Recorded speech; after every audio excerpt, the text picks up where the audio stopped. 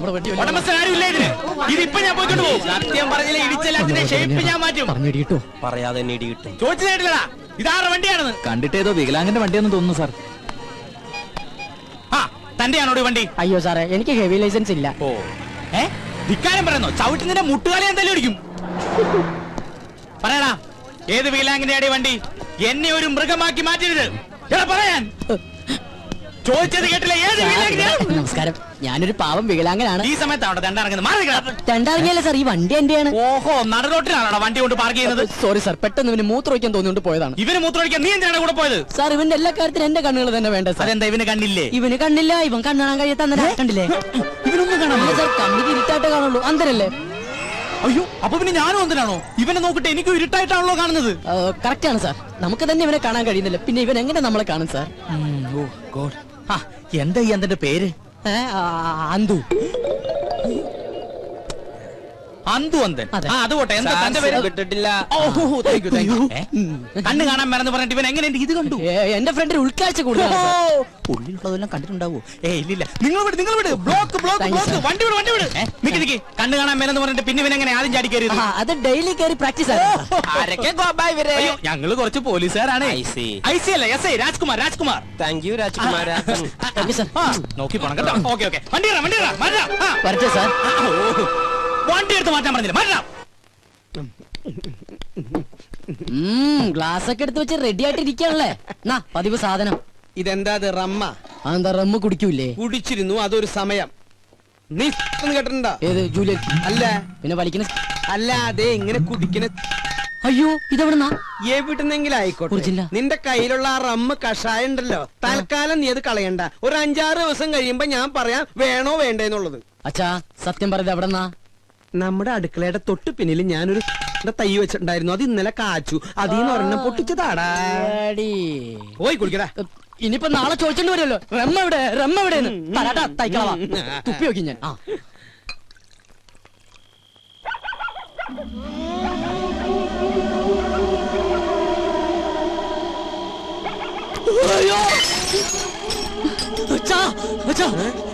എന്റെ ബെഡ്റൂമിൽ ഒരു പ്രേതം. പ്രേതോ?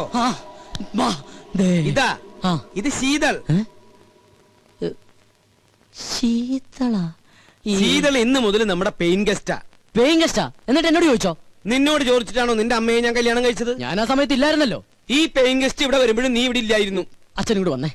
അതെ, ആരാ എന്താന്നൊക്കെ അറിയാതെ ഒരു പെൺകുട്ടി ഇവിടെ താമസിപ്പിക്കാന്ന് പറഞ്ഞ? ഇവൾ എന്റെ ഒരു സുഹൃത്തിന്റെ മകളാ. ഏത് സുഹൃത്തിന്റെ? ഡെറാഡൂണിൽ എനിക്കൊരു സുഹൃത്തില്ലേ? ഏത്? എന്നാ ഡെറാഡൂണിൽ എനിക്കൊരു സുഹൃത്തുണ്ട്. അയാൾ ഇപ്പൊ അമേരിക്കയിൽ ഫിലോഡാൽഫിയയിലാണ്. അതുകൊണ്ട് അയാൾ ഡെറാഡൂണിൽ ഇല്ല. അയാൾക്ക് കുവൈറ്റിലേക്ക് വരാനും പറ്റില്ല, ദുബായിലേക്ക് കയറ്റൂല. അതുകൊണ്ട് മകളെ ഇങ്ങോട്ട് പറഞ്ഞയച്ചു. അച്ഛൻ എന്തൊക്കെ പറയണം? വെള്ളമൊടിച്ച വയറ്റി കിടക്കണം. എനിക്കൊന്നും മനസ്സിലാവണില്ല. ദുബായിന്ന് കേട്ടിട്ടുണ്ടാ, കുവൈറ്റിന്ന് കേട്ടിട്ടുണ്ടാ, ഫിലോഡാൽഫിയെന്ന് കേട്ടിട്ടുണ്ടാ, അമേരിക്കന്ന് കേട്ടിട്ടുണ്ടാ. ഇതാ പറഞ്ഞത് എഡ്യൂക്കേഷൻ വേണമെന്ന്. ഇവനാകെ അറിയാവുന്നത് beef fry, porotta, biryani, fried rice, chilli chicken. ഇവൻ എങ്ങനെ ജീവിക്കും? പോയി ചെന്ന് കിടന്നുറങ്ങടാ. ഞാൻ പറഞ്ഞ സ്ഥലങ്ങളുടെ പേര് ഏതെങ്കിലും ഓർമ്മയുണ്ടോ? ഏത്? ഡെറാഡൂൺ. നിനക്ക് പിടിച്ചില്ല? ഡെറാഡൂണിനാടാ. അച്ഛന്റെ ഏറ്റവും വലിയ സുഹൃത്ത് ഡെറാഡൂണിലുണ്ടെന്നുള്ള കാര്യം അറിയാതെ പോയത് മഹാ കഷ്ടായി പോയി. ഡെറാഡൂൺ. Good night Dehradun. നിന്റെ അമ്മൂട ഇത് ഏതായി ഡെറ? എന്റെ ഡെറാഡൂണിന്റെ അമ്മയ്ക്ക് വിളിക്കല്ലേടാ.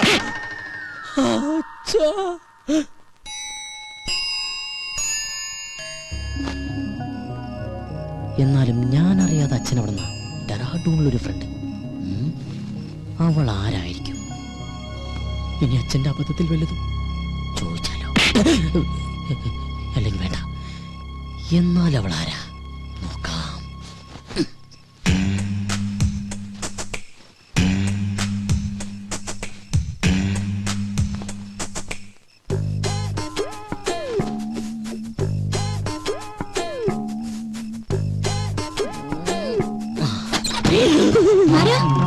ഞാനാ.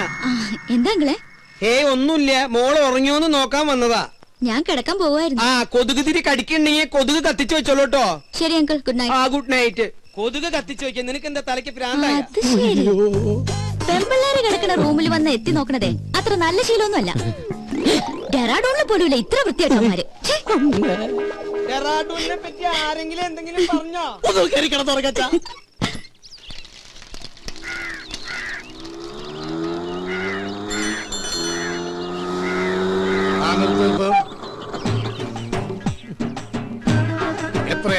90. നിന്റെ പ്രായമല്ല ഞാൻ ചോദിച്ചത്. ഓടിയ കാശ് തന്നെയാണോ ഞാൻ പറഞ്ഞത്? ഞാനിപ്പോ ഈ കാശ് തരില്ലെന്ന് നീ വിചാരിക്കുക. നീ എന്നെ എന്ത് ചെയ്യും? എടാ, നീ എന്നെ മൂക്കി കയറ്റുമോ? ചാവട്ടൂർക്ക് കിട്ടില്ല, പാറ്റിക്കിട്ട് കൊടുക്കും.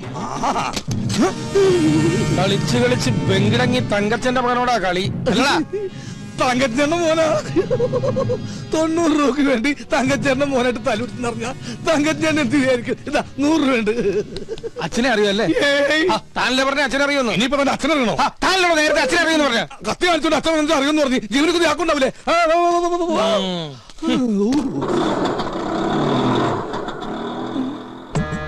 സരോജം വൈദ്യണ്ണ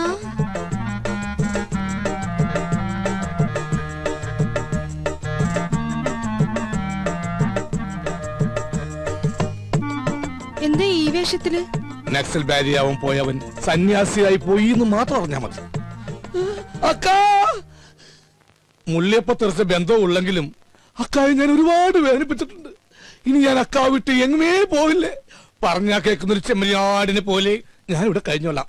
നിക്ക്, സ്വന്തം കാലി ജീവിച്ച് കാണിക്കാന്ന് വെല്ലുവിളിച്ച് ഒരിക്കൽ ഇവിടുന്ന് ഇറങ്ങിപ്പോയതല്ലേ? ഗതി മുട്ടുമ്പോ കയറി നടക്കാൻ ഇത് സത്രമൊന്നുമല്ല. ഇറങ്ങാൻ One and only time. ഒരു തവണ കൂടി. ഇതിപ്പോ ഒരുപാട് തവണയായി. സരോജം, പുറത്താക്കി ഗേറ്റ് അടയ്ക്ക്. അക്കയാണത്രേ കക്ക. എന്നെ പുറത്താക്കൊന്നും വേണ്ട. ഇവിടുത്തെ ഗേറ്റ് അടച്ചാലും എന്റെ മുമ്പിൽ വേറെ പല ഗേറ്റുകളും മറക്ക തുറക്കും. നമുക്ക് കുറച്ച് വേണ്ടി കാണാട്ടാ.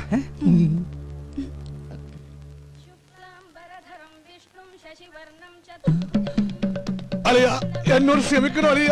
അളിയന്റെ പാതാരവിന്ദങ്ങളിൽ ഞാൻ തൊട്ട് നമസ്കരിച്ചോട്ടെ.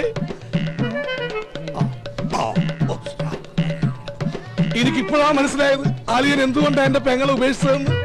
അളിയൻ ദൈവമാണ് അളിയാ, ദൈവം. താനെപ്പോഴാടോ വൈദി സന്യാസിയായത്?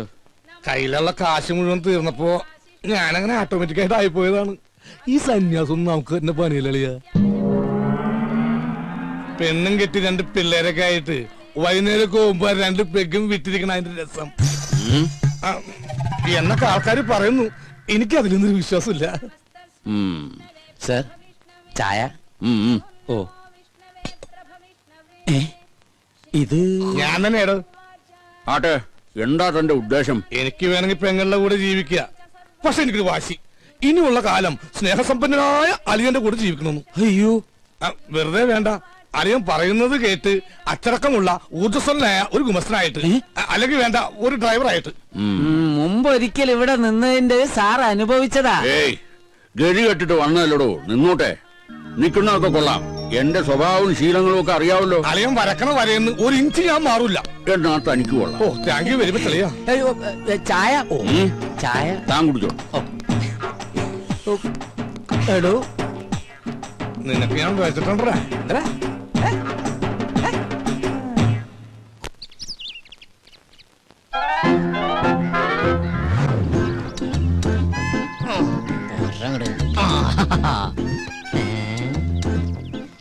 മേടിച്ചിട്ട് 1 വർഷമായുള്ളൂ, അതിനുള്ളിൽ തീർന്നു.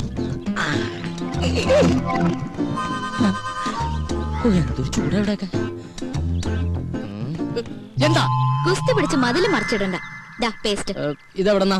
ഇതെന്റെ, അല്ലാതെ ഈ വീട്ടിലെവിടുന്ന പേസ്റ്റ്? പേസ്റ്റിൽ എന്നിട്ടൊന്നുമല്ല. ഒരു സാധനം മേടിച്ചു കഴിഞ്ഞാൽ തീരുന്നവരെ മാക്സിമം യൂട്ടിലൈസ് ചെയ്യാന്നുള്ളത് ഞങ്ങളുടെ ഒരു ശീലമാണ്. അല്ലാതെ ഇല്ല ഞെട്ടല്ല. അച്ഛാ, 1200 ഗ്രാമിന്റെ പൊട്ടിക്കാത്ത പേസ്റ്റിംഗ് എടുത്തേ. പള്ളി വയ്ക്കുന്ന ഫാമിലിയാണെന്ന് അറിയട്ടെ. കൂടുതൽ ഇടിക്കല്ലേ. എങ്ങനെ ചിരിക്കാതിരിക്കും? 1200 ഗ്രാമിന്റെ പേസ്റ്റ് ഇല്ലാന്ന് ഏത് പൊട്ടിക്കും അറിയാം. ഓഹോ, അപ്പൊ മനസ്സിലായല്ലേ. കൂടുതൽ ഡയലോഗ് അടിക്കാതെ പല്ലിയേക്ക്. അതെ, ഒന്ന് നിന്നേ മോളെ. അത്ര നിർബന്ധമാണെങ്കിൽ ആ സോപ്പും കൂടി എടുത്തുകൊണ്ട് വന്നിട്ട് എന്നെ കുളിപ്പിച്ചും കൂടി താ. ഞാൻ റെഡി. നീ റെഡിയാവും. നീ ആ സൈസ് സാധന. നാണോ ഇല്ലാത്തവള്. അതാരാന്ന് ഞാൻ ഇന്നലെ കണ്ടു. എന്ത് കണ്ടു? വാതിലിന്റെ ഇടയിലൂടെ ഇങ്ങനെ. അച്ഛാ, ഇവളൊക്കെ എവിടെ നിന്ന് കുറ്റിയും പറിച്ചോണ്ട് വന്നതാ? ഈ അച്ഛനോട് പോയി കിടക്ക. അച്ഛാ, അച്ഛാ, കാണല്ലേ സാർ. നീയാ? എന്താ രാവിലെ പത്രത്തിന്റെ ബില്ല്. ഓ, അതൊന്നും വേണ്ടാപ്പാ. തമാശ കളഞ്ഞിട്ട് കാശ് എടുക്കട്ടെ സാറേ. 450 രൂപ. 450 രൂപ? അതിനു വേണ്ടിട്ട് നീ രാവിലെ വന്നേക്കണേ? നീ ഒരു കാര്യം ചെയ്യ്, പോയിട്ട് ഒരു മാസം കഴിഞ്ഞിട്ടോ ട്ടാ. ഇനി ഒരു മാസം കഴിഞ്ഞാ ഇത് കേൾക്കാൻ തുടങ്ങിയ ഒരു കാലം കുറെ ആയിട്ടാ. എടാ അപ്പുറത്തെ വീട്ടിലെ തോമസ് ചേട്ടനല്ലേ കോടിക്കണക്കിന് രൂപയുടെ കടക്കാരനാ, അറിയോ നിനക്ക്? എനിക്ക് അയാളുടെ കോടിക്കണക്കിന് രൂപയുടെ കണക്കൊന്നും അറിയണ്ട. എനിക്ക് എന്റെ പത്രത്തിന് 450 രൂപ അപ്പം ഇങ്ങട് കിട്ടണം. ഓ പിന്നെ ഞങ്ങൾ ഈ പാവങ്ങളുടെ 450 രൂപ ഇട്ടിട്ടുണ്ട് നിന്റെ മാതൃഭൂമി പത്രം നടന്നു പോവാൻ. ഒന്ന് പോരാ. നല്ല ഒന്നാമതൊരു വീട് കെട്ടിയിട്ടുള്ള ചേട്ടാ. എന്തിനായി പിച്ചത്തരം കാണിക്കണത്? വീടല്ലേ കെട്ടിട്ടുള്ളൂ, ഞാൻ കെട്ടിട്ടില്ലല്ലോ. എടാ ഞാൻ കെട്ടിക്കഴിഞ്ഞിട്ടെങ്കിൽ ആ സ്ത്രീധനത്തിന്റെ തുക കൊണ്ട് ആദ്യം കടമിട്ടത് നിന്റെ ഇരിക്കൂടാ. എന്നാ ആ കല്യാണം കൂടി ഞങ്ങൾ മാതൃഭൂമിക്കാര് നടത്തി തരാം. ആയിക്കോട്ടെ. അതെ, എന്റെ കല്യാണം നടത്തിയിരിക്കുക. ഈ ഒരു ജോലിക്കാരും പറഞ്ഞിട്ട് ആ ആലോചന നടന്നിട്ടുള്ളത്. ഈ കാശ് കൂടി തന്നില്ലെങ്കിൽ എന്റെ ഏജൻസി കെട്ടി എന്റെ കല്യാണം നടക്കില്ലാട്ടാ. വയലന്റ് ആവല്ലേ രമേശ, നീ ഒരു കാര്യം ചെയ്യ്. നീ അതവരെ പറഞ്ഞ് മനസ്സിലാക്ക. ആരെ പെൺവീട്ടുകാരെ? അല്ലട പത്രക്കാരെ. ഇപ്പൊ ഞാൻ നിന്നോട് ഒരു ഒഴിവ് പറയുന്നില്ല, അതുപോലെ നീ അവരോട് ഒഴിവ് പറയും, അവര് മറ്റുള്ളവരോട് ഒഴിവ് പറയും. അങ്ങനെ ഒഴിവ് കഴിവൊക്കെ പറഞ്ഞില്ലടാ നമ്മൾ ഇന്ത്യക്കാർ ജീവിച്ചു പോണത്. അതെ, അങ്ങനെ മറ്റുള്ളവർ പറയണ ഒഴിവില്ല നമ്മൾ ഇങ്ങനെ ഒഴിഞ്ഞു മാറി നടക്കും, അല്ലേ? അതെ, ഇന്ന് വൈകുന്നേരത്തോടെ കാശ് എന്തെങ്കിലും എന്റെ സ്വഭാവം മാറൂട്ടാ. നീ ഒരു ചുക്കും ചെയ്യില്ല. എന്നാ നാളെ മുതൽ പത്രം വായിക്കണമെന്ന് കാണാ. നിന്നെ അതെ, പത്രം നിന്റെ മാത്രമല്ല, കേരളത്തിൽ 5-6 പത്രങ്ങൾ വേറെ ഉണ്ട്. ഈടാ ഓരോരുത്തരോട് ഒരു 3 മാസം വെച്ച് കടം പറഞ്ഞിട്ടുണ്ടെങ്കിൽ ഈസി ആയിട്ട് 2 വർഷം പോകും. അറിയടാ, പോടാ പേരട്ടത്തിണ്ടി. അയ്യയ്യേ, എന്ത് ജന്തുക്കളത്! അച്ഛനും മുന്നും കൂടി ഇറങ്ങിയിരിക്കാൻ നാട്ടുകാരെ പറ്റിക്കാൻ. അച്ഛാ അച്ഛാ, കൊറേ നേരായല്ലോ അച്ഛാന്നും പറഞ്ഞ് കൊരവെള്ളി പൊട്ടിക്കാൻ തുടങ്ങിട്ട്. എന്താ അത് ശരി, ബാത്റൂമിൽ കയറി ഒളിച്ചിരിക്കായിരുന്നല്ലേ? ഒളിച്ചിരിക്കാൻ പോയതല്ല, മനുഷ്യന്റെ പ്രാഥമിക ക്ലേശങ്ങൾ ഒഴിവാക്കാൻ വേണ്ടി പോയതാ. ഓ എനിക്കറിയാം, പേപ്പർ കേട്ട പൊളിച്ചിരുന്നല്ലേ? ഞാൻ ഒരു പ്രാവശ്യം പറഞ്ഞു ഒളിച്ചിരിക്കാൻ പോയതല്ലെന്ന്. എനിക്കറിയോ ഒളിച്ചിരുന്നറിയോ? അതെ, ഇനി അവൾ ഇവിടെ ഒരു നിമിഷം പോലും നിൽക്കാൻ പറ്റില്ല. എന്ത് പറ്റി? അവള് ശരിയല്ല. ഏയ്, അങ്ങനെ വരാൻ വഴിയില്ലല്ലോ. ആര് പറഞ്ഞു വഴിയില്ലെന്ന്? ഇന്ന് കൊച്ചുവിളിപ്പം കാലത്ത് എന്റെ അടുത്ത് ശൃംഗരിച്ചോണ്ട് വന്നിരിക്കാ. ഞാനൊരാണല്ലേ, എനിക്ക് എന്തെങ്കിലും സംഭവിച്ചാ? നിനക്കെന്ത് സംഭവിക്കാൻ? 2 ആണുങ്ങൾ മാത്രം താമസിക്കുന്ന സ്ഥലത്ത് ഒരു പെണ്ണ് വേണ്ട. എന്താ ഗോപ നീ പറയണേ? ഞാൻ ആ കുട്ടിയുടെ അഡ്വാൻസ് മേടിച്ചതല്ലേ? അഡ്വാൻസാ? എത്ര രൂപ? 2000. ഓഹോ, അപ്പൊ അതുകൊണ്ടാണ് മേടിച്ച് മിഴുങ്ങിയതല്ലേ? ഏയ്, അതെനിക്ക് അവള് ഫ്രീ തന്നതാ. ഒരു കാര്യം ചെയ്യ്, എഗ്രിമെന്റ് വെച്ചിട്ടല്ലോ ആ പൈസ അങ്ങോട്ട് തിരിച്ചു കൊടുത്തേക്ക്. അത് ഞാൻ പാൽക്കാരനും പലചരക്ക് കച്ചവടക്കാരനും കൊടുത്തു. ഓ, ഇതൊരു പുലിവാലായല്ലോ. എന്ത് ചോദിച്ചാലും കളനെ പോലെ തല കൂപ്പിട്ട് നിൽക്കും. ഇങ്ങോട്ട് നോക്കി, ഇങ്ങോട്ട് നോക്കാൻ. ഞാനൊരു 2000 രൂപ എങ്ങനെയെങ്കിലും സംഘടിപ്പിച്ചു തരാം. അതിനെ പറഞ്ഞു വിട്. അങ്കിൾ, ഈ പെൺകുട്ടികളെ താമസിക്കുന്ന വേണ്ട വേണ്ട വേണ്ട, കൂടുതൽ കൊഞ്ചിക്കൊഴയിലൊന്നും വേണ്ട. അച്ഛ പറഞ്ഞു വിട്ടെ. ഞാനൊന്ന് പറയട്ടെ ഗോപേട്ട. ഗോപേട്ടാന്നാ അച്ഛ, ഗോപേട്ടാന്ന്. പിന്നെ നിന്നെ എന്താ വിളിക്കാ? വേലായുധന്നാ? എന്താ നിന്റെ പേര്? ഗോപൻ. പറ മോളെ. പെൺകുട്ടികളെ താമസിക്കുന്ന റൂമില് ഒരാൾ വന്ന് ഒളിഞ്ഞു നോക്കിന്ന് വിചാരിക്കാം. ഇവിടെ ആരോ ഒളിഞ്ഞു നോക്കിയേ? ആളെ കുറിച്ച് അങ്കിളുടെ അഭിപ്രായം എന്താ? ആണാണോ പെണ്ണാണോ? ആണാണെന്ന് തോന്നുന്നു. എങ്കിൽ അവൻ ആണും പെണ്ണും കെട്ടവനും സംസ്കാരമില്ലാത്തവനും ആവാസനും തന്തയില്ലാത്തവനുമാണ്. അച്ഛാ, സത്യം പറയാലോ അങ്കിൾ, അങ്ങനെ ഒരു അനുഭവം ഹോട്ടലിൽ വെച്ചുണ്ടായതുകൊണ്ടാ ഞാൻ ഇങ്ങനെ ഒരു സ്ഥലം തേടി വന്നത്. ഇവിടെ ഞാൻ സേഫാ. എനിക്ക് സമാധാനായി.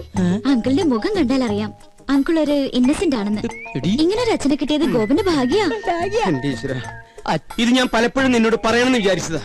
പക്ഷേ അന്നൊക്കെ ഞാനത് കൺട്രോൾ ചെയ്തു. അയ്യോ, ഇന്ന് ശീതളിൽ നിന്നും ഈ വാക്കുകൾ അറന്നു വീണപ്പോ എന്റെ ക്ലേശമൊക്കെ മാറി. മോള് സമാധാനമായിട്ട് അകത്തേക്ക് പോയിക്കോ. ഒടുക്കത്തൊരു ക്ലാസ്. അച്ഛാ,